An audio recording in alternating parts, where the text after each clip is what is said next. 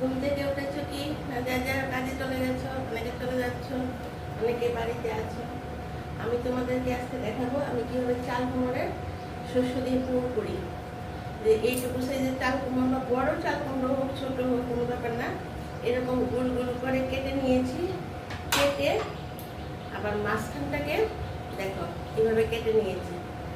তারপর এটাকে আমি কী করেছি, এটা কিন্তু সেদ্ধ করা। এটাকে কি করেছি, এরকম এরকম গোল করে কেটে আবার মাঝখানটাকে একটু কেটে দিয়ে দিচ্ছি যেন আমি পুরটা ঢোকাতে পারি।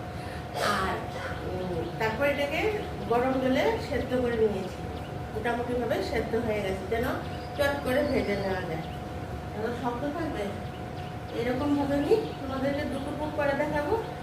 আর আমি আরও তিনটে নিয়েছি। আর এখানে নিয়েছি আমি আজকে শিলনোড়াতে শস্য পেস্ট করেছি। তোমরা যদি চাও তোমরা মিক্সিতে করতে পারো, আবার শস্য পেস্টও কিনতে পাওয়া যায়। তো আমি স্বাদ হওয়ার জন্য শিলনোড়াতে কাঁচা লঙ্কা দিয়ে এই দেখো শস্যটাকে পেস্ট করে নিয়েছি। এই দেখো শস্যটাকে পেস্ট করে নিয়েছি শিলনোড়াতে।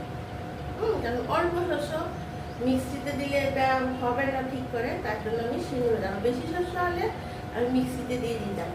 আবার কেনা শস্য দিয়েও করা যায়, প্যাকেটগুলো খারাপ হয় না, কিন্তু আমার ভালো লাগে না কেনা প্যাকেটের শস্যগুলো, টেস্টি হয়। আর এখানে আমি একটু নিয়েছি কি, তোমরা বেসন দিয়ে করতে পারবে।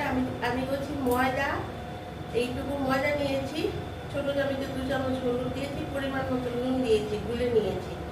হ্যাঁ, আর যারা বেসন দিয়ে করবে ওরা বেসন দিয়ে। তেলটাও গরম হয়ে গেছে।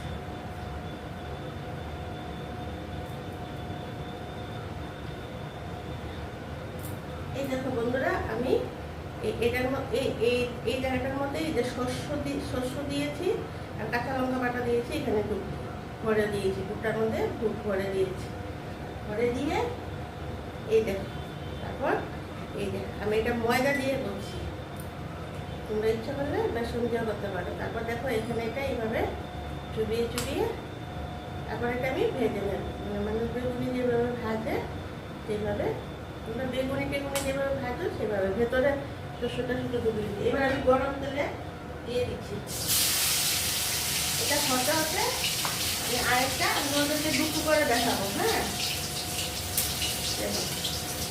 শস্য আর কাঁচা লঙ্কা বাটাটা এখানে ভরে দিয়েছি, দেখেছো। আর ওটা সেদ্ধ করে ওদেরকে দেখিয়ে দিতে হবে।